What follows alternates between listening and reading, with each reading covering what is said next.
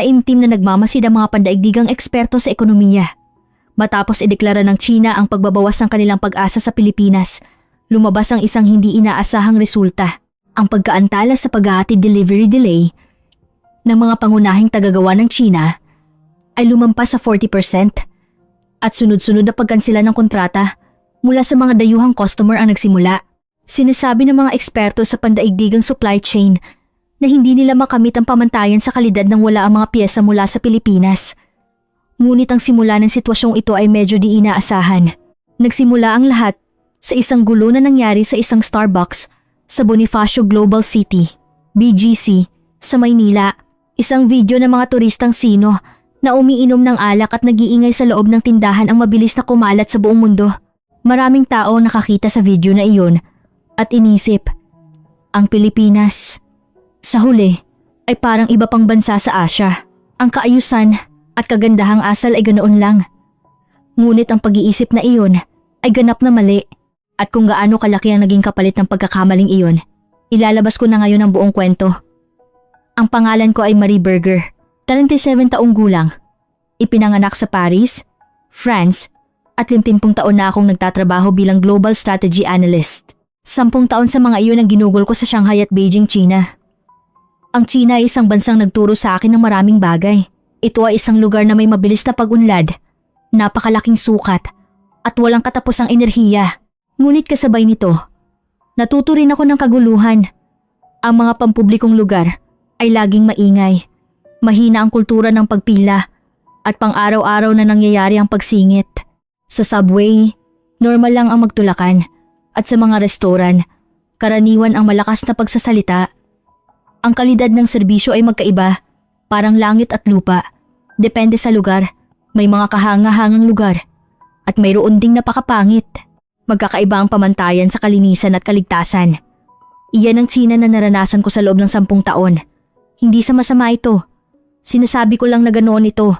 Naniwala ako na iyon ang katangian ng Asya. Nagpapakita ng mabilis na pag-unlad, kapalit ng pagsasakripisyo ng kaayusan, at pinalalaki ang sukat kapalit ng pagpapabaya sa katumpakan. Isang araw, nagpadala ng link ang kasamahan ko sa trabaho, at iyon ay ang video ng gulo sa Starbucks sa BGC, Maynila. Ilang turistang Sino ang umiinom ng alak sa loob ng tindahan, at may mga bote ng whiskey sa mesa. Nag-iingay sila ng malakas, at kitang-kita na naaabala ang ibang customer. Magalang na sinubukan ng tindero na patigilin sila ngunit walang epekto. At sa huli, dumating ang pulisya ng Pilipinas. Mabilis na kumalat ang video na iyon sa Chinese SNS. Nagkagulo rin sa mga online community ng Pilipinas. Habang pinapanood ko ang video, tumango ako. Ayan na nga, ang Pilipinas. Sa huli, ay magkakaiba rin. Ang nangyayari sa China ay nangyayari rin sa Pilipinas. Magkakatulad lang ang East Asia. Ganoon ang inisip ko. Tinalakay namin iyon habang nagla-lunch kasama ang mga kasamahan ko sa opisina sa Shanghai. Nang tanungin ko kung nakita ba nila ang video ng Starbucks sa Pilipinas, sumagot sila na oo. Sabi nila, parang China na China at mukhang magkakatulad ang lahat sa Asya. Ang konklusyon namin ay mabilis na umuunlad ngunit mahina ang pampublikong kaayusan. Sa panahong iyon, halos wala akong alam tungkol sa Pilipinas. Alam ko lang na popular ang pop culture nila, na ang mga sikat na electronics ay gawa ng kumpanyang Pilipino at magaling silang gumawa ng semiconductors. Para sa akin, ang Pilipinas ay maliit at tahimik na bansa lamang. Isang bansa na may kaunting teknolohiya ngunit maliit ang sukat na nasa pagitan ng China at iba pang malalaking bansa. Ngunit isang linggo pagkatapos noon, bigla akong tinawagan mula sa headquarters na pagdesisyonan ng business trip ko sa Pilipinas. Magkakaroon daw ng meeting sa kasosyo naming kumpanya sa Maynila. Sa totoo lang, hindi ako nasabik. Marami akong trabahong dapat asikasuhin sa China at saka sa Pilipinas pa. Mula noong gulo sa Starbucks, hindi maganda ang impresyon ko sa Pilipinas. Maingay at hindi komportable, parang China. Magulo rin ang kaayusan. Puno ng ganitong pagpapalagay ang isip ko, ngunit hindi ko maiwasan ang trip.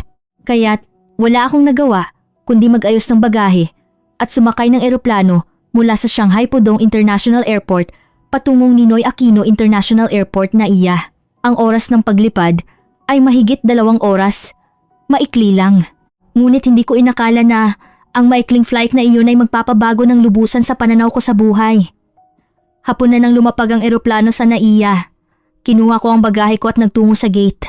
At sa sandaling tumapak ako sa loob ng paliparan, natanggap ko ang unang shock, tahimik. Iba ito sa mga paliparan sa China. Ang Shanghai Pudong Airport ay laging maingay. Ang mga tao ay malakas na tumatawag sa telepono. Ang mga bata ay tumatakbo at sumisigaw. At maingay din ang mga anunsyo. Ngunit ang NAIA ay tahimik. Ang mga tao ay gumagalaw ng maayos. May mahabang pila patungo sa immigration. Ngunit ang lahat ay tahimik na naghihintay. Walang sumisingit, walang nagtutulakan. Tahimik at kalmado lang silang naghihintay sa kanilang pagkakataon. Nagulat ako sa tanawing iyon. Inisip ko, ito ba talaga ang paliparan sa Asia?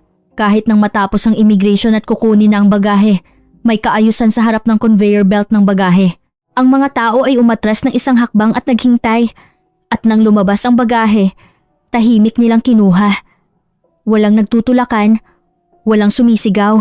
Ang airport staff ay ngumingiti ng magiliw habang nagtuturo ng daan at matatas mag-Ingles. Sumakay ako ng taxi patungo sa business hotel sa Makati. Kahit sa loob ng taxi, may nakakagulat na nangyari. Tahimik ang driver. Sa China, halos lahat ng driver ng taxi ay kumakausap sa iyo o tumatawag sa telepono. Ngunit iba ang driver na ito. Magalang siyang nagsasalita ng mga kinakailangan lamang at hindi niya binuksan ang radyo kahit hindi ko hiningi. Tahimik at ligtas lang siyang nagmaneho. Ang tanawin ng Maynila na makikita sa bintana ng kotse ay kahanga-hanga rin. Malinis ang kalsada, malinaw ang mga linya, at mukhang natural lang na sumusunod sa traffic light ang lahat. Sa Tsina, maraming kotse ang umaandar bago magbago ang ilaw. Ngunit dito, ang lahat ay tumpak na sumusunod sa ilaw. Ang mga naglalakad ay tumatawid lamang sa pedestrian lane at halos walang-walang ingat na tumatawid. Dumating ako sa hotel bandang 3:30 ng hapon. Nang mag-check-in ako, perpektong Ingles ang ginamit ng staff. Walang pag-aalangan, malinaw ang paliwanag, at mabilis at tumpak ang proseso. Sa mga hotel sa China, umaabot ng 15 minuto ang check-in. Ngunit dito, hindi man lang umabot ng 5 minuto. Pagpasok ko sa kwarto at habang nag-aayos ng bagahe, nag-isip ako may mali. Iba ito sa inaasahan ko. Nakita ko ang video ng gulo sa Starbucks at inakala ko na magulo rin ang Pilipinas, tulad ng China. Ngunit ang nakita ko ay kabaligtaran. Kaayusan, katahimikan, katumpakan. Iyan ang Pilipinas na naranasan ko sa loob ng 3 oras. Naligo ako at nagpalit ng damit. May lakad ako para maghapunan kasama ang kinatawan ng partner company sa 7:00 ng gabi. Magkikita kami sa isang restaurant malapit sa hotel. Lumabas ako sa hotel bandang 6:00. Habang naglalakad sa bayan ng Makati, mas marami pa akong naobserbahan. Nakakagulat na malinis ang bayan. Halos walang basura at halos walang upos ng sigarilyo. Sa kalsada ng malalaking lungsod sa China, karaniwan ng basura. Ngunit dito, hindi. Ang pananamit ng mga tao ay maayos at mabilis ang kanilang paglalakad. Ngunit hindi mukhang nagmamadali. Mukha lang silang mahusay na gumagalaw patungo sa kanilang destinasyon. Dumaan ako sa pasukan ng istasyon ng tren. At nagulat ako ulit nang makita ang mga taong umaakyat sa hagdan. Ang mga subway sa China ay laging masikip at maingay. Ang mga tao ay nagtutulakan, sumisigaw, at mabilis na gumagalaw. Ngunit dito, iba. Tahimik na umaakyat ang mga tao sa hagdan at natural silang gumagamit ng kanang bahagi ng daanan. Nang dumating ako sa restaurant, naghihintay na ang kinatawan ng partner company. Attorney, Jose Marijoey Panganiban ang pangalan niya. Isang lalaking nasa kalagitnaan ng 40s, nakasuit at may magalang na pag-uugali. Nagkamayan kami at umupo at kahanga-hanga ang una niyang sinabi, "Salamat po at naglakbay kayo ng malayo. Sana ay hindi kayo masyadong napagod." Isang simpleng pagbati, ngunit naramdaman ko ang pagmamalasakit. Sa mga business meeting sa China, halos agad na pumapasok sa pangunahing usapin, ngunit dito, iba. Nagsimula siya sa pag-aalala muna sa kausap. Nagkaroon kami ng magaan na usapan habang naghahapunan. Si Attorney Panganiban ay ipinanganak at lumaki sa Maynila. Nag-aral ng management sa universidad. At 15 taon nang nagtatrabaho sa kumpanya. Kalmado ang kanyang pagsasalita. Malinaw ang paliwanag. At tumpak ang sagot sa mga tanong. Nang matapos ang pagkain, nagsimula na ang seryosong usapan. Ipinaliwanag ko ang takbo ng Chinese market at tinalakay niya ang diskarte ng kumpanya sa Pilipinas. Ngunit habang nag-uusap, Mas marami pa akong natuklasang nakakagulat. Ang kanyang pagsusuri ay napakatumpak.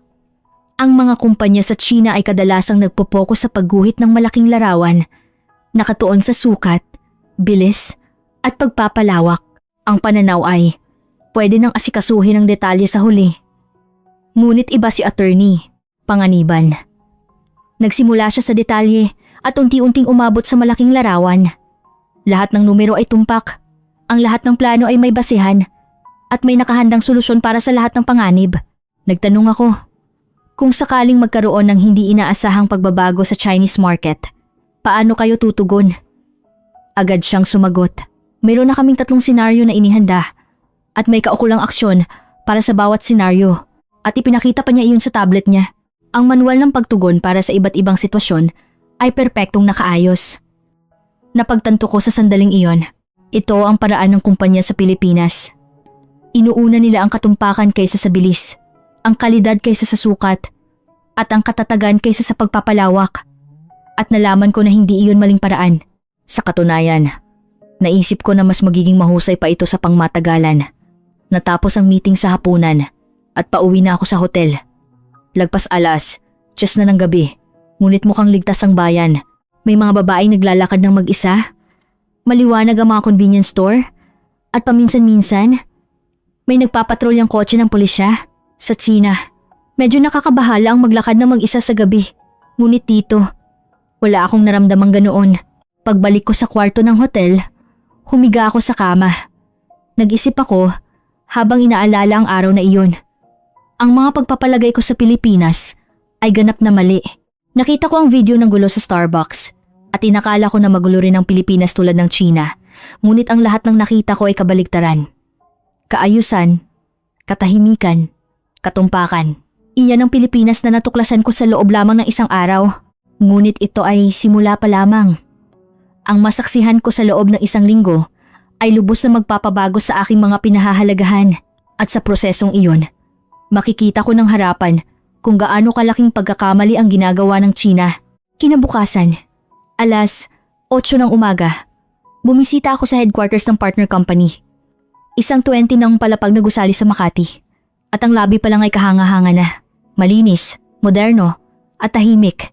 Karamihan sa mga gusali ng malalaking kumpanya sa Sina ay maringal ngunit maingay, ngunit iba ito. Ang staff sa reception ay nakangiti akong sinalubong. Ang buong proseso ng pag-verify sa pangalan ko, paghanda sa visitor pass, at pag-contact sa taong kausap ay natapos sa loob lamang ng 3 minuto. Sa Sina, umaabot ng 10 minuto ang ganoong proseso. Sumakay ako sa elevator patungo sa ika-15 palapag. Tahimik ang pasilyo. Nakasara ang pinto ng meeting room. At ang mga empleyado ay nakatutok sa trabaho sa kanilang mga desk. Halos lahat ng opisina sa China ay maingay. Malakas na tumatawag sa telepono ang mga tao.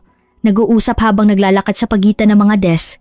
At dahil bukas ang pinto ng meeting room, naririnig ang lahat ng pinag-uusapan sa meeting.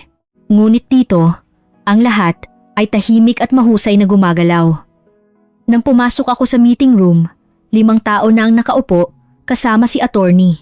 Panganiban, nandoon din ang technology team lead, marketing director, finance officer, at ang CEO. Lahat sila ay nakasuit at may laptop at mga dokumento na nakahanda sa harap nila. Ang meeting ay nagsimula ng eksaktong alas 9. Sa China, karaniwan ang pagkaantala ng 15 hanggang 30 minuto sa pagsisimula ng meeting. Ngunit dito, tumpak ito hanggang sa segundo. Ang CEO ang unang bumati. Maraming salamat sa inyong pagbisita sa kabila ng inyong abala. 3 ang pangunahing tatalakayin natin ngayon. Ang sitwasyon ng kasalukuyang proyekto, ang plano sa pagpapalawak sa hinaharap, at ang mga hakbang sa risk management. Malinaw ito. Sa mga meeting sa China, madalas na malabo ang agenda. Madalas na natatapos ang meeting nang walang konklusyon dahil sa kung ano-anong pinag-uusapan. Ngunit dito, malinaw ang layunin mula pa sa simula. Nagsimula ang technology team lead sa unang presentasyon. Ang paliwanag tungkol sa produktong kasalukuyang ginagawa ay nakakagulat na detalyado. Nakalista ang lahat ng specification, ang resulta ng pagsubok ay nakagraph, at ang pamantayan sa kalidad ay inihambing sa mga internasyonal na pamantayan. Ang mga presentasyon ng kumpanya sa China ay kadalasang nakasentro sa vision. Nagpapakita ng malaking larawan, Nangangako ng kinabukasan at nagbibigay diin sa posibilidad. Sinasabi nilang idadagdag na lang ang mga konkretong numero at resulta ng pagsubok sa huli. Ngunit kabaligtaran ang kumpanya sa Pilipinas. Inuuna nila ang katotohanan kaysa sa vision, ang ebidensya kaysa sa posibilidad, at ang resulta kaysa sa pangako. Nagtanong ako, gaano kataas ang defect rate ng produktong ito? Agad sumagot ang technology team. Lead, sa kasalukuyan, 0.3%. Kung ikukumpara sa industry average na 2%, napakababa nito. Ang layunin namin ay ibaba pa ito sa 0.1%. Konkreto at tumpak. Ang isang kumpanya sa China ay marahil sumagot ng halos wala nang walang tumpak na numero. Ngunit dito, iba. Lahat ng sagot ay may basehan. At lahat ng pahayag ay suportado ng datos. Ang marketing director ang nagsimula sa pangalawang presentasyon. Ang plano sa pagpapalawak sa pandaigdigang market ay kahanga-hanga rin. May pagsusuri sa market sa bawat bansa. Nakaayos ang sitwasyon ng mga kakumpetensya. At ang diskarte sa pagpasok ay binalangkas ng paunti-unti. Ang nakakagulat lalo ay ang risk analysis. Ang mga posibleng problema sa bawat market ay detalyadong nakalista at may nakahandang solusyon para sa bawat problema. Kasama rito ang pagbabago sa exchange rate, kawalang tatag sa politika, kultural na regulasyon, at problema sa logistics. Ang mga plano sa pagpapalawak ng kumpanya sa China ay kadalasang agresibo. Ang paraan ay pumasok muna at aayusin na lang ang problema sa huli. Ang mabilis na pagpapalawak ang pangunahin at ang panganib ay pangalawa. Ngunit ang kumpanya sa Pilipinas ay kabaligtaran. Maingat na naghahanda, binabawasan ang panganib at ang layunin ay ang matatag na pagpapalawak. Ang finance officer ang nagbigay ng pangatlong presentasyon. Ang plano sa pamumuhunan at pagtataya sa kita ay tumpak din. Lahat ng numero ay may basehan. Ang lahat ng pagtataya ay konserbatibo at mukhang posible ang lahat ng plano. Lalo akong nakumbinsi. Ang lakas ng kumpanya sa Pilipinas ay hindi sa bilis, kundi sa katumpakan. Hindi sa sukat, kundi sa kalidad. Hindi sa pagpapalawak, kundi sa katatagan. At napagtanto ko na hindi yun kahinaan, kundi kalakasan. Ang meeting ay natapos ng tanghali. Tumagal ito ng 3 oras. Ngunit hindi kami nagkaroon ng lull kahit minsan. Ang lahat ay nakatutok. Ang lahat ng tanong ay nasagot. At ang lahat ng agenda ay may konklusyon. Sa mga meeting sa China, sa loob ng 3 oras, madalas kaming humihinto ng ilang beses, may mga taong lumalabas-pasok at tumatawag sa telepono. Ngunit dito, walang ganoon. Nag-lunch kami ng magkasama. Nagpunta kami sa isang Filipino cuisine na restaurant malapit sa kumpanya na may malinis at tahimik na kapaligiran. Habang naghihintay sa in-order, nagtanong ang CEO, "Kumusta ang Chinese market? Nabalitaan naming nagbago ng malaki ang sitwasyon kamakailan." Sumagot ako ng tapat. "Opo, nagbago ng malaki. Pinalalakas ng gobyerno ng China ang patakaran sa self-reliance at nagsisikap ang mga kumpanya na bawasan ang pag-asa sa ibang bansa. Kapansin-pansin ang pagkilos na bawasan ng pag-asa sa mga pyesa at teknolohiya na gawa sa Pilipinas." Tumango ang CEO. "Naiintindihan ko. Nakita rin namin ang pagkilos na iyan. Ngunit hindi kami masyadong nag-aalala." Nagtanong ako, "Bakit?"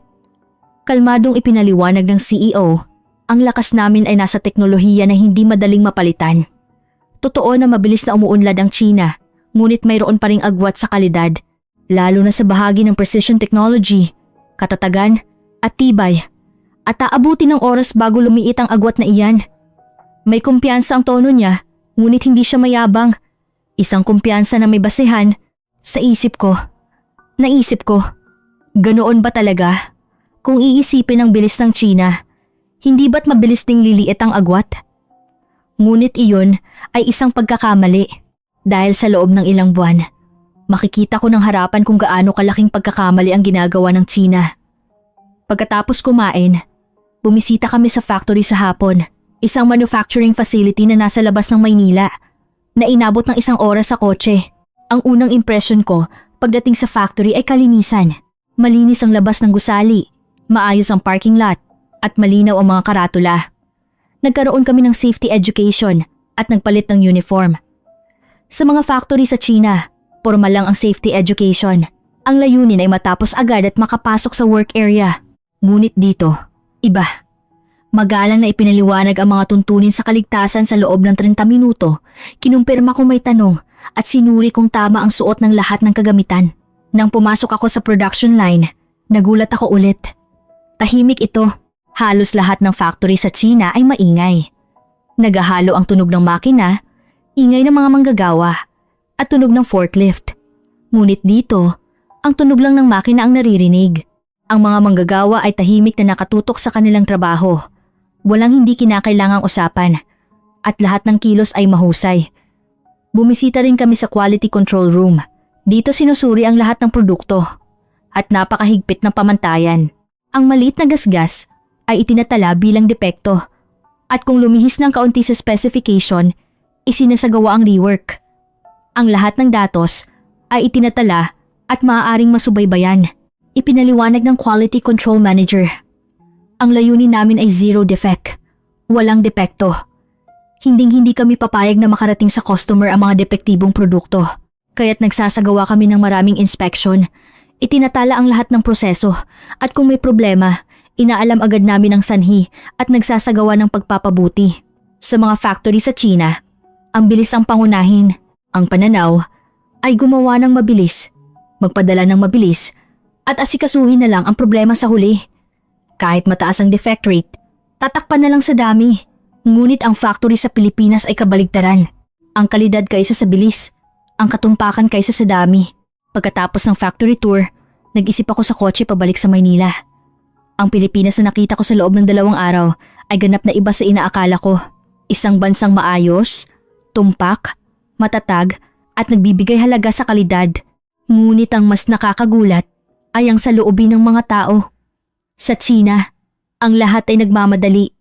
Gustong magtagumpay ng mabilis, kumita ng mabilis, at umakyat sa posisyon ng mabilis. Ngunit iba ang mga tao sa Pilipinas. Gusto nilang umusad ng tama, kahit mabagal, at inuuna ang pangmatagalang tiwala kaysa sa panandaliang kita. Pagbalik ko sa hotel, binuksan ko ang laptop at inayos ang mga nakita ko. Ito ang nakasulat sa aking ulat. Ang kompetisyon ng mga kumpanya sa Pilipinas ay nasa katumpakan, hindi sa bilis. Kung ang China ay nangingibabaw sa sukat, ang Pilipinas ay nakakumbinsi sa kalidad. Ang pagkakaibang ito ay mukhang pabor sa China sa panandalian. Ngunit mas matibay ang Pilipinas sa pangmatagalan. Sa panahong iyon, inakala ko na isa lamang itong obserbasyon. Ngunit makalipas ang ilang buwan, malalaman ko na ang obserbasyong ito ay isang tumpak na pagtataya. Sa sandaling minamaliit ng China ang Pilipinas, nagsimulang gumuho ang lahat. Pagkatapos ng business trip ko sa Pilipinas, bumalik ako sa Shanghai pagkatapos ng 1 linggo. Ang pagkakaiba ay agad na naramdaman pagbaba ko sa paliparan. Maingay, malakas na nagsasalita ang mga tao. Nagtutulakan habang nagmamadali at pang-araw-araw ang pagsingit. Hanggang 1 linggo lang ang nakalipas. Inakala ko na normal lang ito. Ngunit pagbalik ko mula sa Pilipinas, naramdaman ko na hindi ito komportable. Pagbalik ko sa opisina, nagtanong ang mga kasamahan ko, "Kumusta ang Pilipinas? Ayon ba sa inaasahan? Katulad ba ng China?" Medyo nag-alinlangan ako. Hindi ko alam kung paano ipapaliwanag. Ang magsabi lang ng mabuti ay hindi sapat. At ang ganap na iba ay hindi konkreto. Ang kahanga-hanga ay baka tunog karaniwan. Sa huli, sumagot ako. Mas sistematiko kaysa sa inaakala. Maayos, tumpak, at nagbibigay halaga sa kalidad. Medyo iba ang approach kumpara sa China. Tumango ang mga kasamahan ko, ngunit hindi sila masyadong nagpakita ng interes. Para sa kanila, ang Pilipinas ay maliit pa ring bansa at hindi gaanong mahalaga kumpara sa napakalaking market ng China. Makalipas ang 1 buwan, nagkaroon ng malaking anunsyo ang gobyerno ng China. Bawasan daw ang pag-asa sa ibang bansa sa mga pangunahing industriya, lalo na sa semiconductors, battery, at precision parts. Idineklara nila ang pagkamit ng self-reliance. Habang pinapanood ko ang balita, nag-alala ako. Makatotohanan ba ang layuning ito? Kung iisipin ang pamantayan sa kalidad at katumpakan na nakita ko sa factory sa Pilipinas, mahirap isipin na makakamit iyon ng China sa maikling panahon. Ngunit optimistiko ang mga tao sa paligid ko. Tingnan mo ang bilis ng China. Marami ng sektor ang nasa world class na. Kayang-kaya na makahabol sa Pilipinas. Matter of time lang yan. Ganoong mga salita ang maririnig. Sa meeting sa loob ng kumpanya, ganoon din ang kapaligiran. Sinabi ng strategy team lead habang nagpe-present. May plano kaming bawasan ng pag-asa sa mga piyesa mula sa Pilipinas ng 50%. Mabilis na lumalaki ang mga supplier sa China at mas mataas ang price competitiveness nila. Tinaas ko ang kamay ko at nagtanong, kumusta ang kalidad? Ka-level ba ng piyesa ng Pilipinas? May kumpiyansa na sumagot ang strategy team lead. Halos pareho. May agwat pa sa ilang bagay, ngunit mabilis itong bumubuti. Makakahabol kami ng lubusan sa loob ng 1 taon. Tumango ako, ngunit nagdududa ako sa isip ko. Hindi ko malimutan ang quality control system, ang proseso ng pagsubok, at ang numerong 0.3% defect rate na nakita ko sa factory sa Pilipinas. Makakamit ba talaga ng mga supplier sa China ang level na iyon? Makalipas ang 2 buwan, lumabas ang unang senyales. May ulat na dumating mula sa production team ng kumpanya na nagsasabing mas mataas ang defect rate ng mga substitute parts na gawa sa China kaysa sa inaasahan. Ang mga piyesa mula sa Pilipinas ay may defect rate na 0.5%, habang ang gawa sa China ay lumampas sa 3%. Ipinaliwanag ng production team lead sa meeting. Kung titingnan lang ang numero, parang maliit lang ang pagkakaiba, ngunit malaki ang epekto sa aktual.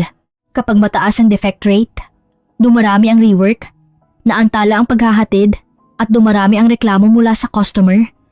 Lalo na ang mga dayuhang customer na sensitibo sa kalidad. Ang defect rate na 3% ay hindi katanggap-tanggap. Tumutol ang strategy team lead.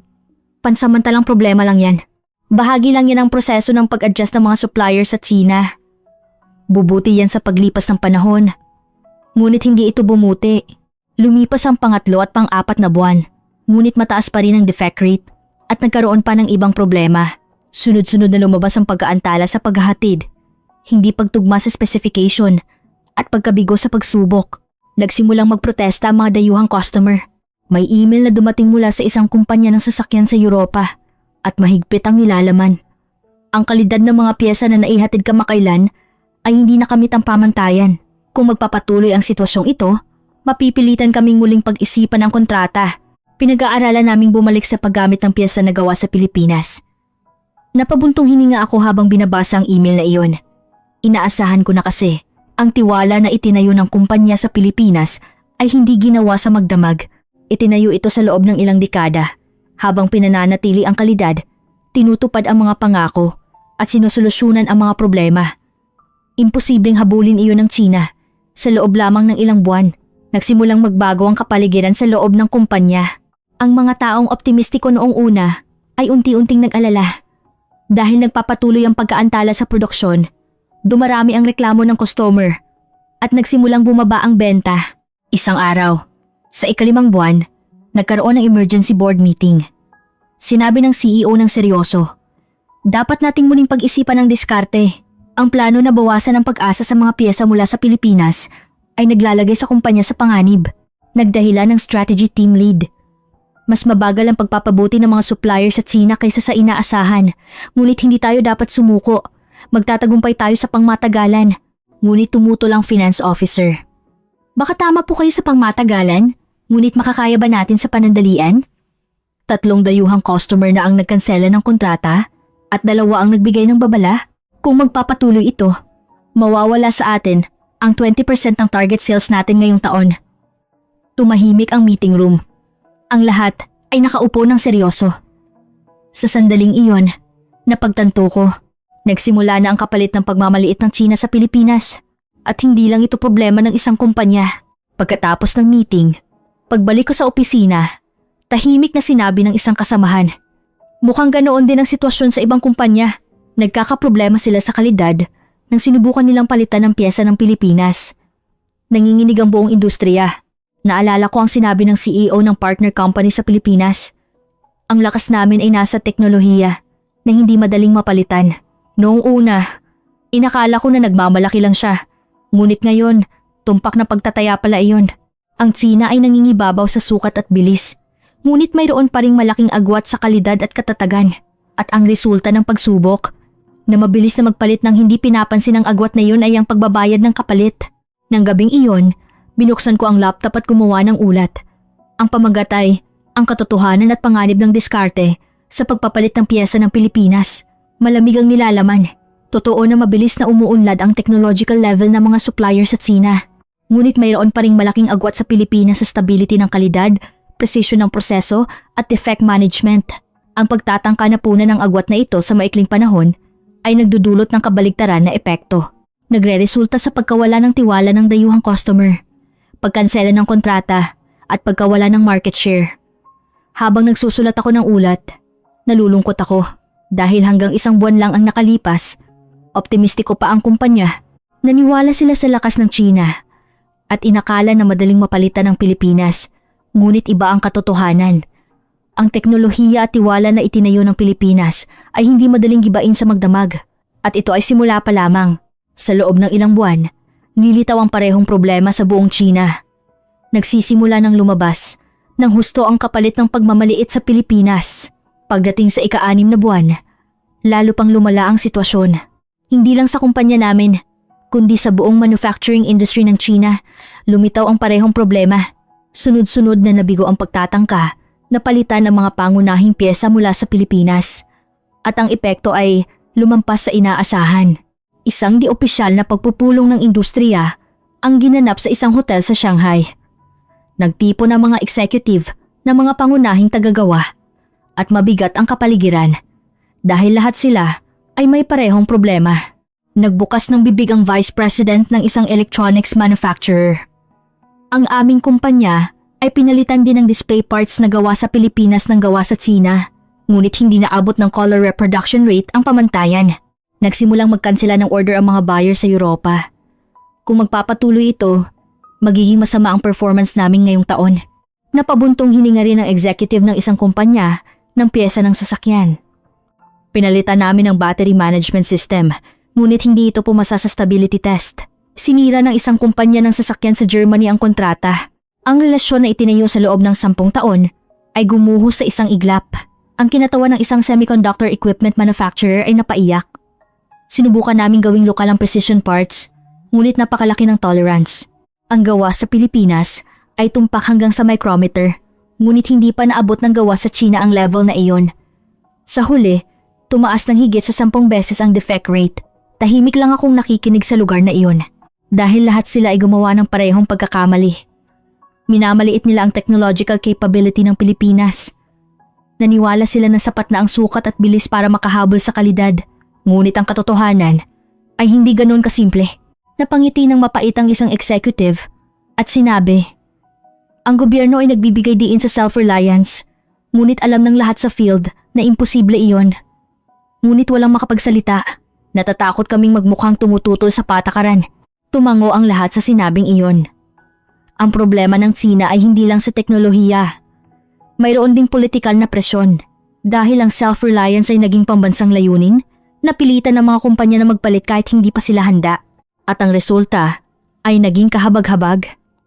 Kinabukasan, pagbalik ko sa opisina, may mas nakakagulat pang balita na naghihintay. Naglabas ng opisyal na pahayag ang gobyerno ng Tsina. Ito ang nilalaman. Pabilisin ang self-sufficiency sa pangunahing teknolohiya, bawasan pa ang pag-asa sa ibang bansa, at kamtin ng kumpletong lokalisasyon, lalo na sa sektor ng semiconductors at precision parts. Naghiyawan ng mga kasamahan ko. Sinusuportahan tayo ng gobyerno. Hindi na natin kailangan ng pyesa ng Pilipinas.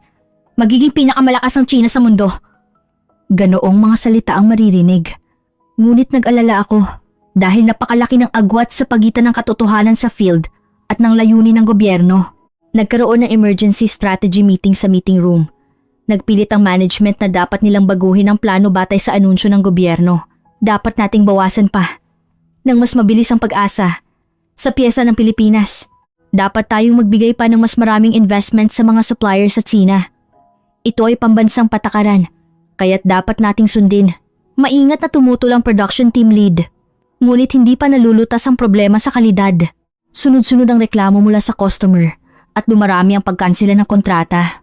Kung mas mabilis tayong magpalit ngayon, lalo lang lalala ang sitwasyon. Mariing sinabi ng strategy executive. Dapat nating tanggapin ng panandali ang kahirapan. Sa pangmatagalan, dapat tayong maging self-reliant. Hindi tayo maaring umasa na lang ng tuloy-tuloy sa Pilipinas. Naisip ko, hindi ito self-reliance, kundi self-destruction.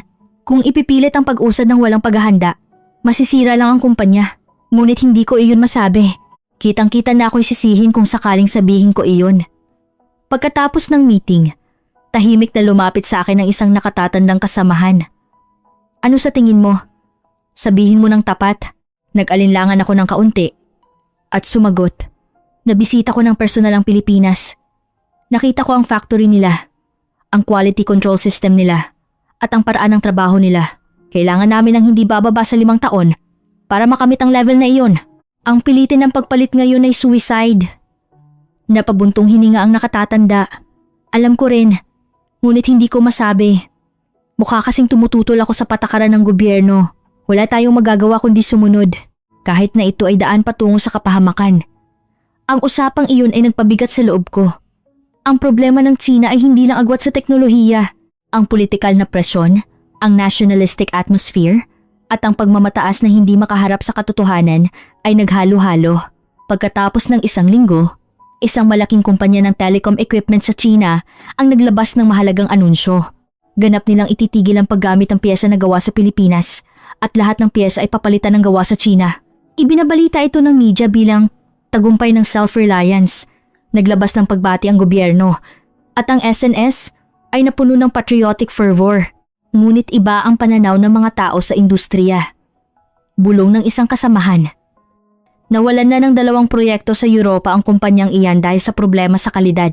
Ang anunsyo ngayon ay parang pagtatagulang ng pagkatalo bilang tagumpay.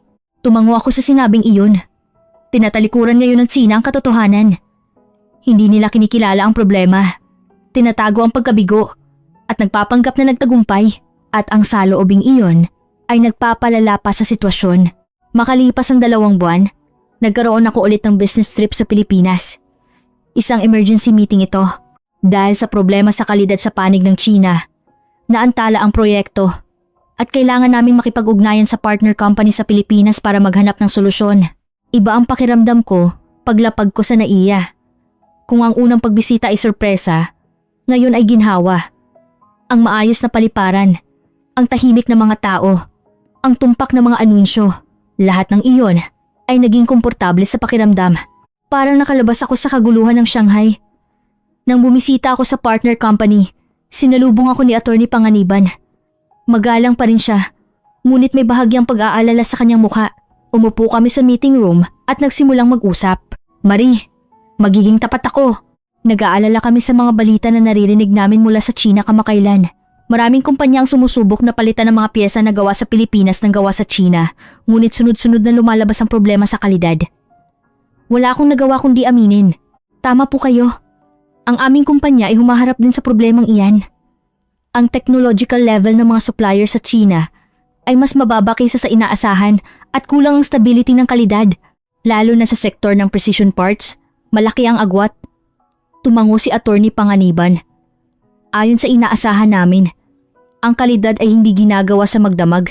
Kailangan ito ng mga dekada ng naipong know-how, mahigpit na pamantayan at walang tigil na pagpapabuti. Totoo na mabilis na umuunlad ang China, ngunit kailangan pa nila ng oras sa kalidad. Ang tono niya ay hindi mayabang. Sinasabi lang niya ang katotohanan, ngunit ang katotohanan iyon ay mahirap tanggapin para sa China. Maingat akong nagtanong. Kung gayon, paano nakikita ng mga kumpanya sa Pilipinas ang sitwasyong ito? Nag-isip ng kaunti si Attorney Panganiban at sumagot. Nakikita namin ito bilang alalahanin at oportunidad ng sabay. Ang alalahanin ay maaaring maging unstable ang Chinese market.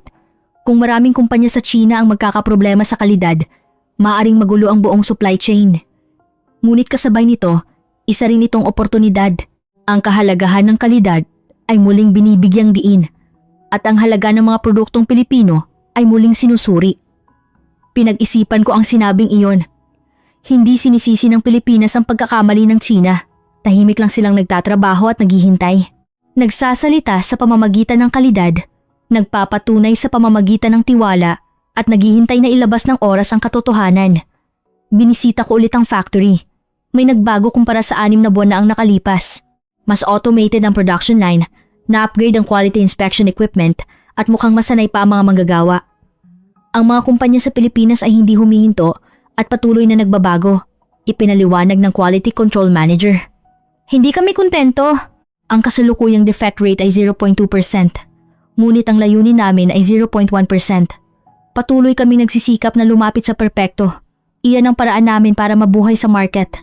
Nang marinig ko ang sinabing iyon, naramdaman ko ulit ang pagkakaiba sa Tsina. Ang Tsina ay nakatutok sa mabilis na paghabol at ang Pilipinas ay nakatutok sa pag-usad patungo sa perpekto.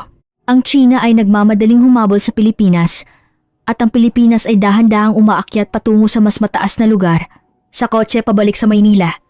Kinuha ko ang notebook ko at isinulat, mali ang diskarte ng Tsina sa pinakapundasyon. Para makahabol sa Pilipinas, dapat nilang matutunan ang paraan ng Pilipinas, ngunit nananatili sila sa sarili nilang paraan. Ang kalidad kaysa sa bilis, ang katumpakan kaysa sa sukat, ang matatag na pag-unlad kaysa sa mabilis na paglago. Ito ang lakas ng Pilipinas, ngunit hindi ito kinikilala ng Tsina. Naghapunan ako sa hotel at nanood ng balita. Ang balita sa Tsina ay nagbibigay diin pa rin sa tagumpay ng self-reliance.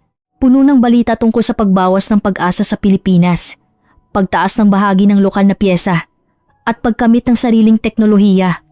Ngunit sa likod niyon, ibang bagay ang nangyayari. Kinakansela ang mga kontrata dahil sa problema sa kalidad, umaalis ang dayuhang customer, at gumuguho ang tiwala. Ipinaggiriwang ng Tsina ang panlabas na tagumpay habang tinatalikuran ng tunay na pagkabigo sa eroplano pabalik sa Shanghai kinabukasan. Nag-isip ako, bakit ganoon na lang ang pagmamaliit ng Tsina sa Pilipinas? Naniwala ba sila na kapag malaki ang sukat, natural na susunod ang kalidad? Nagkamali ba sila na magiging pinakamahusay sila sa lahat ng sektor dahil sa mabilis na pag-unlad? Malamang na ganoon. Labis na nalasing ang Tsina sa sarili nilang tagumpay. At hindi nila makita ng tama ang lakas ng ibang bansa. Inakala nila na dahil maliit ang Pilipinas, maliit ang sukat ng teknolohiya, at sa huli, kaya itong daigin ng Tsina. Ngunit iba ang katotohanan. Ang Pilipinas ay maliit ngunit tumpak, mabagal ngunit tumpak, tahimik ngunit malakas, at ang lakas na iyon ay hindi kayang sirain ng sukat o bilis. Lumapag ang eroplano sa Shanghai. Sinalubong ako ng karaniwang ingay at sikip paglabas ko sa paliparan. Napabuntong hininga ako at naisip, kailan haharapin ng Tsina ang katotohanan? Kailan sila magiging mapagkumbaba at matututo at itatapon ng pagmamataas? At sa panahong dumating iyon, huli na ba? Malalaman ko ang sagot na iyon sa loob ng ilang buwan. Dahil ang pagkakamali ng Tsina ay napakalaki na, hindi na ito maitatago. Makalipas ang isang buwan pagbalik ko mula sa Pilipinas, dumating ang matinding dagok sa aming kumpanya. Ang pinakamalaking automotive parts buyer sa Germany ay nagbigay ng abiso ng kumpletong pagrerepaso sa kontrata. Ang mga dahilan ay malinaw. Hindi naabot ang pamantayan sa kalidad, paulit-ulit na pagkaantala sa paghahatid at pagkawala ng tiwala ng customer. Nagtipon ng emergency board meeting. Ang kapaligiran sa meeting room ay parang libing. Ang lahat ay nakaupo ng seryoso at sumigaw ang CEO habang hinahampas ang mesa. Bakit nangyayari ito? Ang relasyon na itinayo natin sa loob ng 10 taon ay gumuho sa isang iglap. Ang buyer sa Germany ay bumubuo ng 30% ng sales natin. Kung mawawala ang kontratang ito, mahaharap ang kumpanya sa matinding krisis. Nagulat ang production team lead nang nanginginig ang boses. Simula nang palitan natin ng gawa sa Tsina ang piyesa ng Pilipinas, laging mataas ang defect rate. Ilang beses na kaming humingi ng pagpapabuti, ngunit hindi nakasabay ang mga supplier sa Tsina.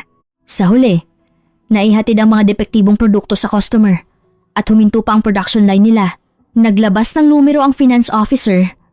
Sa loob ng 6 na buwan, ang pagkalugi dahil sa problema sa kalidad ay lumampas sa 30 milyong yuan. Kung isasama ang gasto sa REDNGA, bayad pinsala, at pagbaba ng kredibilidad, mas malaki pa iyon. At kung mawawala pa ang kontrata sa Germany, malaki ang posibilidad na matatapos tayo sa REDNGA ngayong taon. Nagdahilan ng strategy executive. Pansamantalang problema lang ito. Ang mga supplier sa Tsina ay dumadaan sa learning curve. Kung bibigyan lang ng kaunting oras, bubuti ito. Ngunit hinampas ulit ng CEO ang mesa. Wala tayong oras. Agad na kalidad ang kailangan ng customer ngayon. Hindi natin masasabing, maghintay kayo hanggang susunod na taon. Magbigay kayo ng solusyon ngayon. Tumahimik ang meeting room. Walang makapagbigay ng tiyak na solusyon. Alam ng lahat na ang pinakamabilis na solusyon ay ang bumalik sa piyesa na gawa sa Pilipinas. Ngunit iyon ay tila pagtutol sa patakaran ng gobyerno. Tahimik ako nagtaas ng kamay. Tumingin sa akin ang CEO. Magsalita ka, Marie. Huminga ako ng malalim at sinabi, ibalik natin sa Pilipinas ang mga pangunahing piyesa at panatilihin lang natin ang gawa sa China para sa mga piyesang hindi mahalaga. Hindi tayo maaaring makipagkompromiso sa bahagi na mahalaga ang buhay. Kung mawawala sa atin ang customer, guguho ang kumpanya. Agad na tumuto ng strategy executive. Iyon ay pag-urong. Hindi rin iyon naaayon sa patakaran ng gobyerno. At sa labas, aaminin natin ang pagkabigo. Mariing sumagot ako. Kung hindi natin aaminin ang pagkabigo, mas malaking pagkabigo ang darating. Mawawala sa atin ang buyer sa Germany. Aalis ang iba pang customer. At sa huli, babagsak ang kumpanya. Hindi natin pwedeng sirain ang kumpanya dahil lang sa pride. Nag-isip ang CEO at nagpakita ng pag-aalinlangan. At pagkatapos ng ilang sandali, nagdesisyon siya. Sundin natin ang mungkahi ni Marie. Ibalik natin sa Pilipinas ang mga pangunahing pyesa. Sa labas, ipapaliwanag natin ito bilang quality optimization strategy. Nang gabing iyon, tumawag ako sa partner company sa Pilipinas. Sumagot si Attorney Panganiban. Ipinaliwanag ko ang sitwasyon at humingi ng muling pagsupply ng pyesa. Nanahimik siya ng kaunti at nagsabi, naiintindihan ko, tutulungan namin kayo. Ngunit sa totoo lang, hindi lang ang kumpanya niyo, Marie. Maraming kahilingan ang dumarating mula sa China. Gusto nilang bumalik sa gawa sa Pilipinas. Hindi ako nagulat. Inaasahan ko na iyon. Dahil ang parehong problema ay nangyayari sa buong China. Nagpatuloy si Attorney Panganiban. May limitasyon din ang kapasidad namin sa produksyon, kaya't mahirap tugunan agad ang lahat ng kahilingan. Kailangan naming magdesisyon ng priority. Uunahin namin ang mga kumpanyang nagpapanatili ng pangmatagalang partnership. At pagkatapos, pag-iisipan namin ang iba pang kumpanya. Malinaw ang ibig sabihin ng sinabi niya. Ang mga kumpanyang tumalikod sa Pilipinas at ngayon ay gustong bumalik ay uunahin sa huli. Isang aral na mahirap ibalik ang tiwala kapag nawala ito. Nagmakaawa ako. Wala kaming magawa dahil sa politikal na presyon. Hindi ito desisyon ng kumpanya, kundi pagpilit ng kapaligiran. Kung bibigyan niyo kami ulit ng pagkakataon, titiyakin namin ang pangmatagalang kontrata. Napabuntong hininga si Attorney Panganiban. Naiintindihan ko. Gagawin namin ang lahat ng makakaya namin. Ngunit aabutin ito ng kaunting oras. Pagbaba ko ng telepono, tumingin ako sa labas ng bintana. Ang night view ng Shanghai ay maliwanag. Ngunit sa likod niyon, may gumuguho. Ang pagmamataas ng China ay nagsisimula ng magbayad ng kapalit. Nang makita ko ang balita sa industriya kinabukasan, hindi lang ito problema ng kumpanya namin. Isang nangungunang electronics manufacturer sa China ang umalis sa smartphone market ng Europa. Ang dahilan ay hindi naabot ang pamantayan sa kaligtasan ng battery. Isang problemang lumitaw matapos palitan ng gawa sa China ang battery management chip na gawa sa Pilipinas. Sa isa pang artikulo, iniulat na nawalan ng proyekto sa Middle East ang pinakamalaking kumpanya ng telecom equipment sa China. Problema sa reliability ng network equipment at ito rin ay lumitaw matapos palitan ng mga pangunahing piyesa mula sa Pilipinas. Gayun din ang semiconductor industry. May balita na kinansela ng isang customer sa Taiwan ang order mula sa isang foundry manufacturer sa China. Bumaba ng husto ang yield matapos palitan ng gawa sa China ang materyales na gawa sa Pilipinas na ginagamit sa proseso. Malinaw ang pattern. Sunod-sunod na nabigo ang mga kumpanya sa China na sumubok na palitan ng mga pangunahing piyesa mula sa Pilipinas at ang epekto ay ang pagkawala ng overseas market. Maaaring ipagmalaki ng China ang self-reliance sa domestic market, ngunit hindi kinikilala ang kalidad sa pandaigdigang market. Pagkatapos ng isang linggo, nagkaroon ng emergency forum ng industriya. Nagtipo ng mga opisyal ng gobyerno, executive ng malalaking kumpanya at eksperto sa pananaliksik.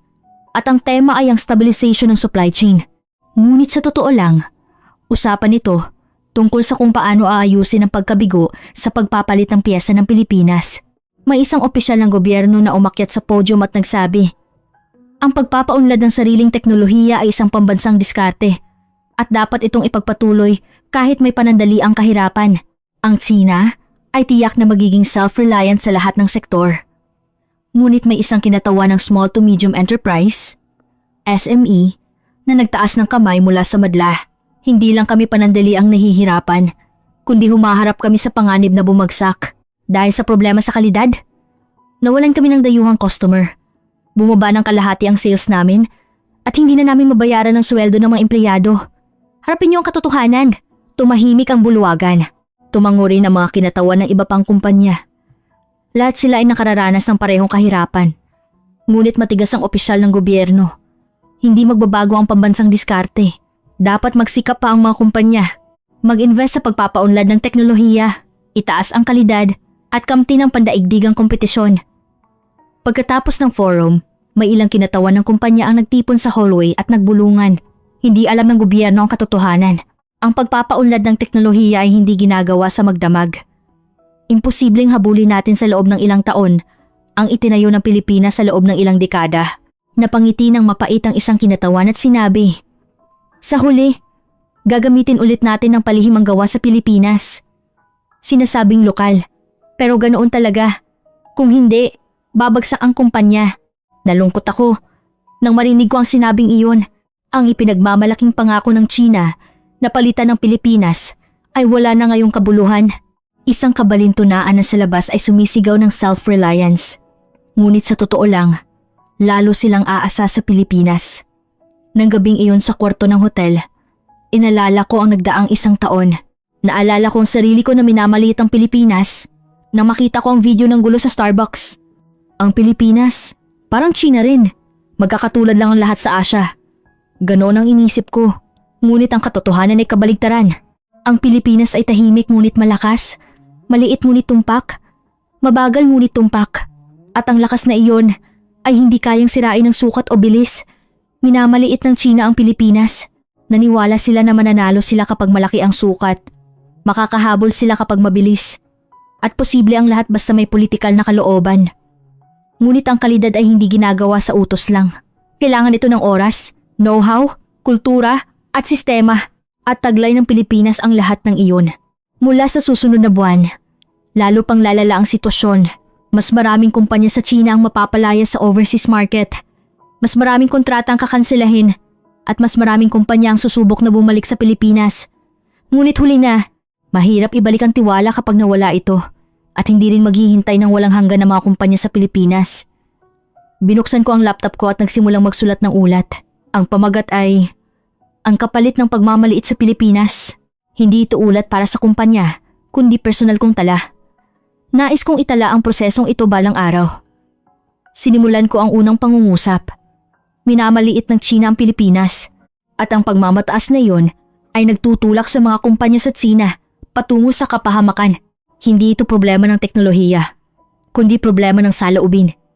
Ang kapalit ng pagmamataas na hindi matutong maging mapagkumbaba, hindi humaharap sa katotohanan, at hindi kumikilala sa lakas. Sa labas ng bintana, maliwanag pa rin ang ilaw ng Shanghai, ngunit alam ko, may gumuguho ng malaki sa likod ng liwanag na iyon. Makalipas ang 3 buwan, lalo pang lumala ang sitwasyon. Ayon sa inaasahan, at ang manufacturing industry ng China ay nahulog sa isang panic state. Kami ay maswerteng mabilis na bumalik sa gawa sa Pilipinas, kaya't naiwasan namin ang pinakamasamang sitwasyon, ngunit hindi ganoon ang nangyari sa maraming kumpanya. Isang umaga, tinawag ako ng CEO ng kumpanya. "Marie, kailangan mong pumunta ulit sa Pilipinas para sa negosasyon ng pangmatagalang kontrata. Kailangan nating ipakita kung gaano natin kailangan ang partner natin sa Pilipinas." Tumango ako. 1 taon na ang nakalipas. Inakala namin na ang China ang may kalamangan. Ngunit ngayon, ganap na nabaligtad ang sitwasyon. Ang mga kumpanya sa Pilipinas ang may opsyon na pumili. At ang mga kumpanya sa China ay kailangang magsikap para mapili. Dumating ako sa NAIA ng maagang umaga. 2nd pagbisita ko na ito. Ngunit sanay na ako sa pakiramdam. Ang maayos na paliparan, ang tahimik na mga tao, ang tumpak na mga anunsyo. Ang lahat ng iyon ay nagbigay ng ginhawa. Nag-ayos ako ng bagahe sa hotel at agad akong pumunta sa partner company. Naghihintay si Attorney Panganiban sa lobby, ngunit iba ang ekspresyon niya kaysa dati. 1 taon na ang nakalipas, magalang siya ngunit maingat. Ngunit ngayon, puno siya ng kumpiyansa. Nang pumasok kami sa meeting room, mas marami pang tao ang nakaupo. 6 lahat, kasama ang CEO, Technology Executive, Sales Executive, at Legal Team Lead.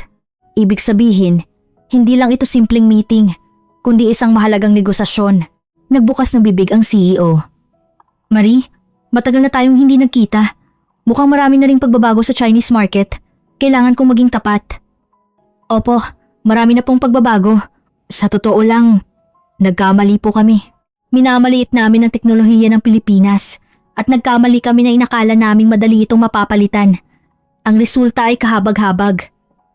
Tumango ang CEO. Pinanood din namin ang prosesong iyon.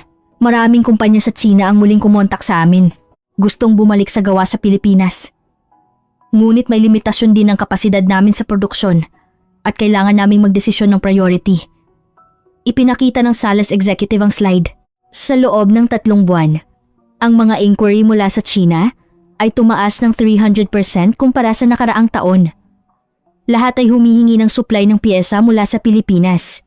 Inuuna namin ang mga kasalukuyang customer at ang mga bago o bumabalik na customer ay nasa waiting list. Naintindihan ko ang ibig sabihin ng sinabi niya. Ang mga kumpanya sa Pilipinas ay nasa posisyon na ngayon na makapili ng customer. 1 taon na ang nakalipas, maingat pa sila dahil sa takot na mawala ang Chinese market, ngunit ngayon, nabaligtad na ang sitwasyon. Idinagdag ng technology executive.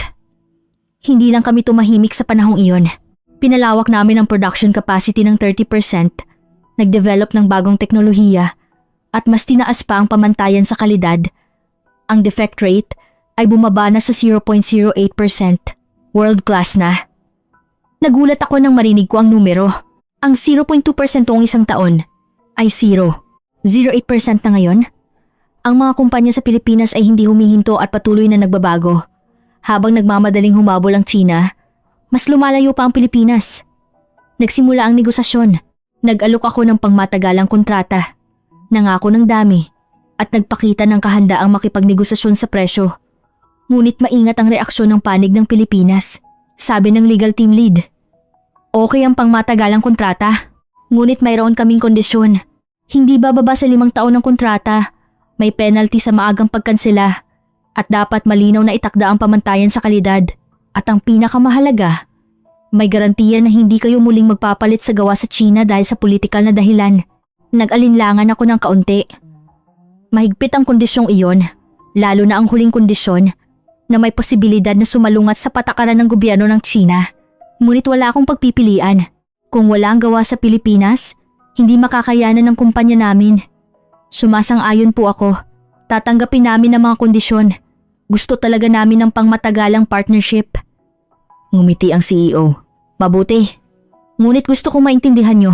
Noong 1 taon, nang umalis sa amin ang maraming kumpanya sa China, nasaktan kami. Ang partner na kasama namin sa loob ng 10 taon ay bigla na lang tumalikod. Kaya't kailangan naming maging maingat ngayon. Mahirap ibalik ang tiwala kapag nasira ito. Yumuko ako. Humihingi po ako ng paumanhin. Nagpabaya kami. Hindi namin tinasa ng tama ang halaga ng teknolohiya ng Pilipinas at nagkamali kaming inakala naming madali itong mapapalitan. Alam na namin ngayon na hindi kami makakakompetensya sa pandaigdigang market kung wala ang partner namin sa Pilipinas. Tumahimik ng sandali ang meeting room at muling nagbukas ng bibig ang CEO. Sige, maniniwala kami sa sinasabi mo, Marie. Ihanda ang kontrata. Ngunit tandaan mo, ito ang huling pagkakataon. Kung aalis kayo ulit sa amin, wala na kayong babalikan. Natapos ang negosasyon at nag-lunch kami ng magkasama. Medyo gumaan ang kapaligiran at maingat na nagtanong si attorney. Panganiban? Sa totoo lang? Ano ang sitwasyon ng China ngayon? Hindi kasi masyadong nakikita sa media. Napabuntong hininga ako at sumagot. Magulo. Sa labas ay ipinagmamalaki ang self-reliance. Ngunit sa totoo lang, maraming kumpanya ang nahihirapan. Nawawala ng overseas market dahil sa problema sa kalidad, nawawala ng tiwala ng customer at bumababa ng husto ang benta. Lalo na ang mga kumpanyang sumubok na palitan ng mga pangunahing piyesa mula sa Pilipinas, sila ang pinakatinamaan. Tumango ang technology executive. Ayon sa inaasahan namin, ang kalidad ay hindi ginagawa sa utos lang. Inabot kami ng 40 taon bago makamit ang level na ito. Itinayo namin ito habang nagpapabuti araw-araw, natututo sa pagkabigo at nagtataas ng pamantayan. Imposibleng habulin iyon sa loob lamang ng ilang taon, idinagdag ng Sales Executive. At sa totoo lang, ang pagkabigo ng China ay naging oportunidad para sa amin. Muling nasuri ang halaga ng teknolohiya ng Pilipinas at kumalat ang pagkilala na hindi ito madaling mapalitan kaya't sumabog ang demand para sa aming produkto. Nasa posisyon na kami ngayon na makapili ng customer. Nalungkot ako nang marinig ko ang sinabing iyon. Ang pagmamataas ng China ay lalo pang nagpataas sa posisyon ng Pilipinas. Sinubukan nilang puwersahin ng Pilipinas ngunit lalo lang nilang pinalakas ito. Pagkatapos, binisita ko ulit ang factory. Pagkatapos ng 1 taon, malinaw ang pagbabago. Pinalawak ang production line. Nag-install ng bagong kagamitan at mukhang mas dumami pa ang mga empleyado. Ginawa ng mga kumpanya sa Pilipinas ang krisis bilang oportunidad. Ang quality control manager na nakita ko sa quality control room ay nagpaliwanag ng may pagmamalaki. Nag-install kami kamakailan ng AI-powered quality inspection system. Nakikita na rin ang mga maliliit na depekto na mahirap makita ng mata ng tao. Dahil dito, lalo pang bumaba ang defect rate at ang customer satisfaction ay nasa all-time high. Habang pinapanood ko ang sistema, naisip ko, ito ang lakas ng Pilipinas. Ang patuloy na pagbabago nang hindi nakukontento. Ang pagsisikap na ibaba pa sa 0.08% ang defect rate kahit nakahanga-hanga na ang 0.2%. Ang saloobin ng patuloy na pag-usad patungo sa perpekto. Sa kotse pabalik sa Maynila, sinabi ni Attorney Panganiban, "Marie, sa totoo lang, naaalala mo ba noong una tayong nagkita 1 taon na ang nakalipas? Noong panahong iyon, lumalabas ang balita na papalitan ng China ang Pilipinas. Nag-alala ako ng lihim. Posible ba talaga? Baka maiwan kami." Nagulat akong nagtanong. "Talaga po? Mukha po kayong puno ng kumpiyansa noong panahong iyon." Tumawa si Attorney Panganiban. "Kailangan naming ipakita ang kumpiyansa sa labas. Ngunit sa loob, nag-alala ako. Nakakatakot ang bilis ng China. Ngunit makalipas ang 1 taon, mukhang wala lang ang pag-aalala ko. Kinumpirma namin na ang kalidad ay hindi kayang talunin ng bilis." Tumango ako. "Tama po kayo. Mabilis ang China. Ngunit tumpak ang Pilipinas. Malaki ang China. Ngunit tumpak ang Pilipinas. At sa huli, pinili ng market ang kalidad." Pagbalik ko sa hotel, binuksan ko ang laptop at itinala ang mga pangyayari sa araw na iyon. Ang pamagat ay ang tahimik na tagumpay ng Pilipinas. Hindi nagmalaki ang Pilipinas. Kahit hinamon ng China, hindi sila tumutol. Kahit minamaliit, hindi sila nagalit. Tahimik lang nilang ginawa ang trabaho nila. Tinaas ang kalidad, nag-develop ng teknolohiya, at pinasaya ang customer. At sa paglipas ng panahon, lumabas ang katotohanan. Hindi madaling palitan ng Pilipinas. Hindi ito tagumpay na nakuha sa sandata. Tagumpay ito na nakuha sa teknolohiya, kalidad, at tiwala. Hindi ito marangya. Ngunit tiyak, hindi ito maingay. Ngunit malakas. Pinatunayan ng Pilipinas sa mundo na mananalo ka kahit maliit. Mananalo ka kahit tumpak. At mananalo ka kahit tahimik basta mahusay ka. Sa labas ng bintana, makikita ang night view ng Maynila. Hindi marangya, ngunit matatag. Hindi maingay, ngunit masigla. Hindi malaki, ngunit kumpleto. Naiintindihan ko na ngayon kung paano mapapahanga ng bansang ito ang mundo. Sa eroplano pabalik sa Shanghai kinabukasan, nag-isip ako, ano ang mangyayari sa China ngayon? Magpapatuloy ba sila sa pagmamataas o magiging mapagkumbaba at matututo? Paano magbabago ang relasyon nila sa Pilipinas? Ngunit isang bagay ang tiyak. Ang Pilipinas ay hindi na isang bansang maaaring baliwalain. Maliit ngunit malakas. Tahimik ngunit may impluwensiya. Mabagal ngunit matibay. At ang halaga na iyon ay nagsisimula ng kilalanin ng mundo. Makalipas ang 1 buwan, pagbalik ko sa Shanghai, nakabawi na ang kumpanya namin dahil sa pangmatagalang kontrata sa Pilipinas. Ngunit magulo pa rin ang buong industriya. Ang mga kumpanyang hindi nakabalik sa gawa sa Pilipinas ay patuloy na nahihirapan at lalo pang lumalaki ang epekto. Isang hapon, nagkaroon ng emergency meeting ng industriya. Nagigting ang lahat dahil sa balita na may direktang dadalo na opisyal ng gobyerno. Nagtipon sa meeting room ang mga CEO ng mga pangunahing tagagawa at mabigat ang kapaligiran. Umakyat sa podyum ang opisyal ng gobyerno at nagsimulang magsalita. Seryoso naming tinatanggap ang kasalukuyang sitwasyon. Maraming kumpanyang nahihirapan sa overseas market. Bumababa ang export at humihina ang internasyonal na kompetisyon. Kailangan nating lutasin ang problemang ito. Isang CEO ang nagtaas ng kamay at nagsalita. Malinaw ang ugat ng problema. Sinubukan naming palitan agad ang mga pangunahing pyesa mula sa Pilipinas. Kahit hindi pa handa ang teknolohiya namin, Napilitan kaming magpalit dahil sa politikal na presyon. Ang resulta ay kahabag-habag. Nagpatuloy ang isa pang CEO. Nawalan ng kumpanya namin ng customer sa Europa. Ang tiwala na itinayo sa loob ng 10 taon ay gumuho sa loob ng 1 taon. Isa lang ang dahilan, kalidad. Noong ginagamit namin ang piyesa ng Pilipinas, walang problema. Ngunit nang palitan namin ang gawa sa China, tumaas ng 10 beses ang defect rate. Tumahimik ang meeting room. Lahat sila ay nakararanas ng parehong karanasan. Tumigas ang ekspresyon ng opisyal ng gobyerno. Kung gayon, ano ang solusyon? Gusto ba nating umasa ulit sa Pilipinas? Iyon ay labag sa patakaran ng self-reliance. Maingat na nagsalita ang isang technical expert. Ang self-reliance ay magandang layunin. Ngunit kailangan natin ng realistic roadmap. Imposibleng habulin natin sa loob ng 5 taon ang teknolohiya na itinayo ng Pilipinas sa loob ng 40 taon. Dapat tayong lumapit ng paunti-unti. Sa kasalukuyan, makipagtulungan tayo sa Pilipinas habang daan-daan nating pinauunlad ang sarili nating teknolohiya. Sumang-ayon ng isa pang eksperto. At sa totoo lang, dapat nating aminin, masyado nating minamaliit ang Pilipinas.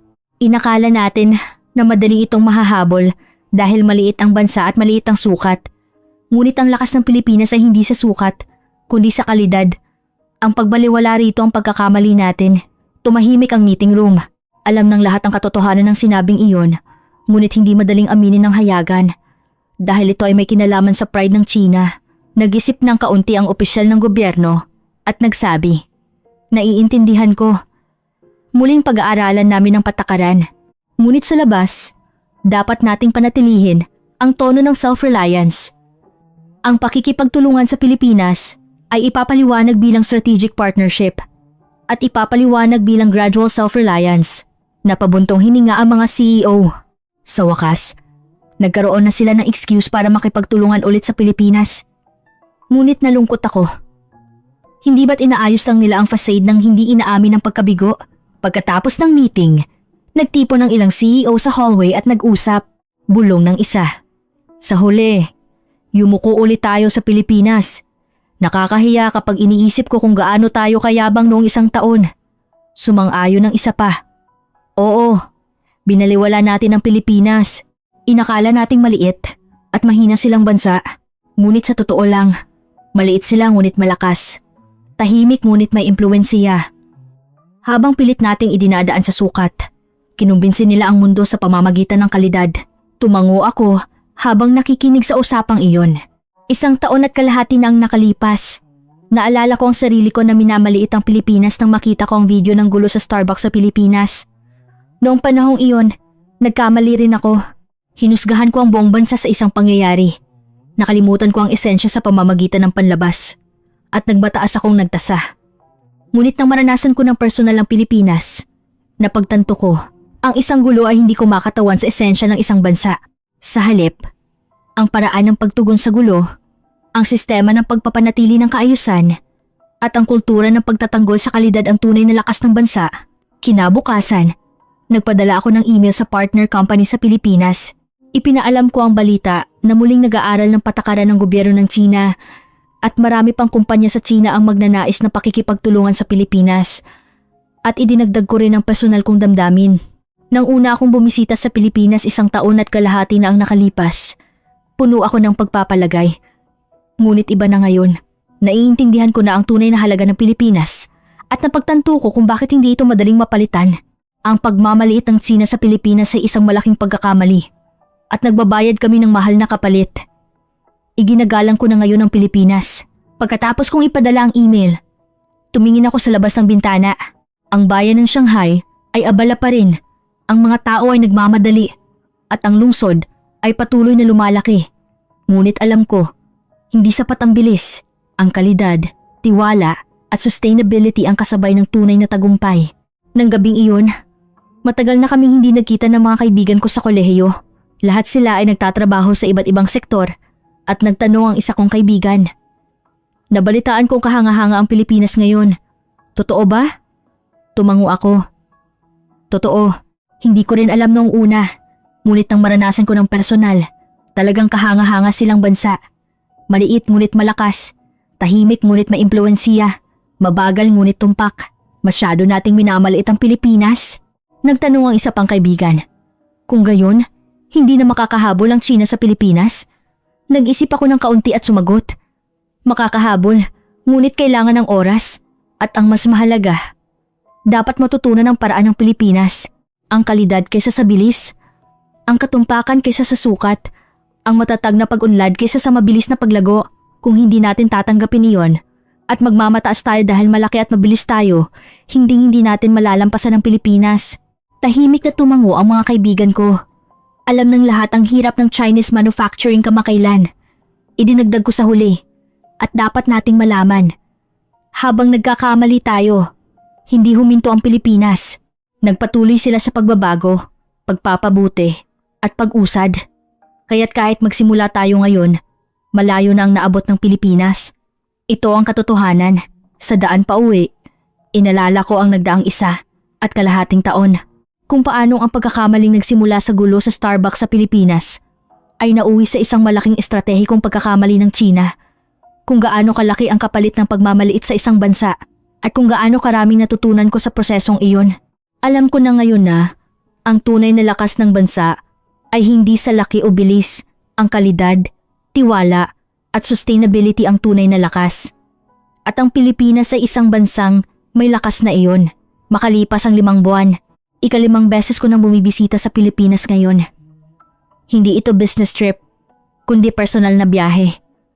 Gusto kong mas maintindihan pa ang bansa habang naglalakad sa bayan ng Maynila.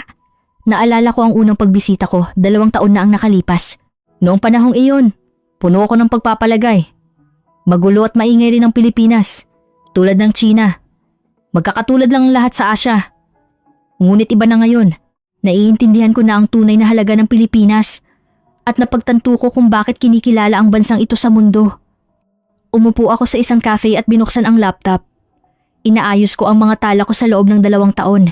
Ang pamagatay, ang buong mukha ng dakilang pag-atake ng Pilipinas. Hindi lang ito business report, kundi tala ng personal kong pagkatuto. Binasa ko ulit ang unang pangungusap. 2 taon na ang nakalipas, minamaliit ko ang Pilipinas. At hindi lang ako ang nagkamali, ang buong Sina ay nagkamali. Inakala naming madali itong mapapalitan dahil maliit at tahimik ang Pilipinas. Ngunit nagkamali kami. Tumingin ako sa labas ng bintana at nakita ko ang mga taong maayos na naglalakad sa bayan. Naghihintay ng ilaw sa pedestrian lane, pumipila sa bus, at tahimik na nag-uusap. Ang lahat ng iyon ay hindi na mukhang espesyal. Normal na araw-araw na lang. Ngunit alam ko na ngayon kung gaano kalaki ang lakas ng normal na iyon. Nagpatuloy ako sa pagsulat sa laptop. Ang dakilang pag-atake ng Pilipinas ay isang digmaan na walang putok ng baril. Digmaan na nilabanan ng kalidad, hindi ng sandata, ng tiwala, hindi ng banta, ng pagkumbinsi, hindi ng pagpilit, at nanalo ang Pilipinas. Tahimik, tiyak, at walang duda na nanalo. Ang balita kamakailan ay nagpapatunay sa tagumpay na iyon. Balita tungkol sa patuloy na pagpapalawak ng market share ng mga kumpanya ng semiconductor sa Pilipinas sa pandaigdigang market. Ulat tungkol sa battery ng Pilipinas na nagiging standard ng mga electric vehicle sa buong mundo. Artikulo tungkol sa pagiging popular ng defense equipment ng Pilipinas sa Middle East at Europa. Lumalabas din ang pagsusuri na nangunguna ang medical technology ng Pilipinas sa Asian market. Sa kabilang banda, patuloy na nahihirapan ang mga kumpanya sa China. Patuloy na bumababa ang market share sa overseas market. Paulit-ulit ang problema sa kalidad at hindi nila maibalik ang tiwala. Ang agwat sa Pilipinas ay hindi lumiit, kundi lumayo pa. Nagdagdag ako ng isa pang pangungusap. Ang 2 taon na pagmamaliit ng China sa Pilipinas ay naging oportunidad para sa Pilipinas habang nagkakamali ang kakompetensya. Lalo pang lumakas ang Pilipinas. Habang pinupuna, tinaas ang kalidad. Habang hinahamon, pinatibay ang posisyon. Ito ang tunay na dakilang pag-atake. Nagring ang telepono ko. Text message mula kay attorney. Panganiban, may oras ka ba ngayong gabi para maghapunan? Hindi opisyal na salo-salo. Masaya akong pumayag. Nagkita kami sa isang restaurant sa Maynila ng alas 7 ng gabi at kasama ni attorney. Panganiban ng 2 pang executive ng kumpanya sa Pilipinas. Lahat sila ay nakilala ko sa mga meeting noon. Nag-usap kami ng magaan habang naghahapunan. Tumawa ang isa sa mga executive at nagsabi, "Marie, Sanay na sanay ka na sa Pilipinas ano? Parang iba ka kaysa noong una kang dumating. Tumawa ako at sumagot. Opo, puno ako ng pagpapalagay noong una akong dumating. Inakala kong magulo rin ang Pilipinas, tulad ng Tsina. Ngunit alam ko na ngayon ang tunay na lakas ng Pilipinas. Nagtanong si attorney. Panganiban. Kumusta ang Tsina ngayon? Bumuti ba ang sitwasyon? Sumagot ako ng tapat. Dahan-dahan itong bumubuti, ngunit mahirap pa rin ang sitwasyon. Maraming kumpanya ang muling nakikipagtulungan sa Pilipinas. At binago na rin ng gobyerno ang patakaran. Ngunit hindi madaling bawiin ang nawalang oras at tiwala. Ang mas mahalaga, alam na ng lahat ngayon na hindi madaling palitan ang Pilipinas. Maingat na nagtanong ang isa pang executive. Ano ang pananaw mo sa sitwasyong ito bilang isang eksperto sa Chinese strategy? Nag-isip ako ng kaunti at sumagot. Sa totoo lang, nasaktan ng pride ko noong una. Naniwala akong mas malaki at mas malakas ang Tsina kaysa sa Pilipinas. At ayokong aminin na natalo kami sa kalidad. Ngunit iba na ngayon. Hindi ito problema ng pride, kundi problema ng katotohanan. Katotohanan na mas mahusay ang Pilipinas at mas kapakipakinabang para sa Tsina na aminin ito at matuto. Tumango si Attorney Panganiban. Mahalaga ang saloobing iyan. Sa totoo lang. Marami rin kaming dapat matutunan. Ang bilis, sukat at market sense ng Tsina ay talagang kahanga-hanga kung magtutulungan tayo at mag-aaralan ng isa't isa. Lalo pang lalakas ang dalawang bansa. Pagkatapos kumain, paglabas namin, nakita ko ang night view ng Maynila. Tahimik na umaagos ang ilog.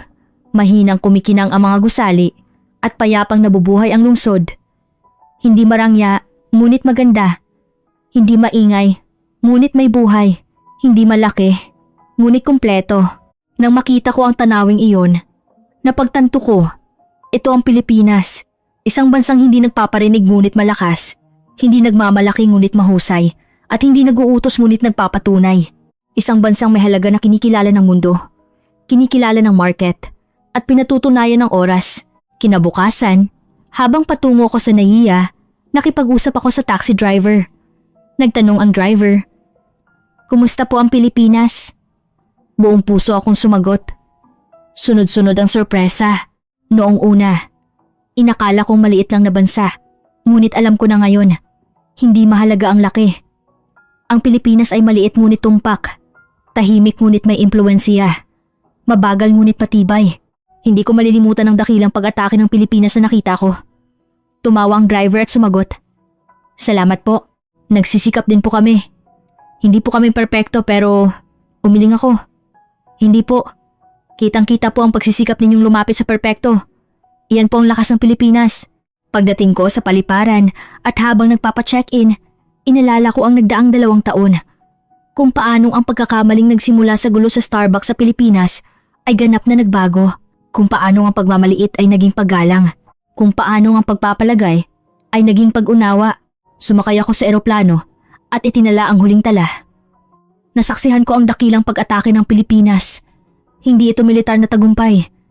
Tagumpay ito na nakamit sa teknolohiya, kalidad at tiwala.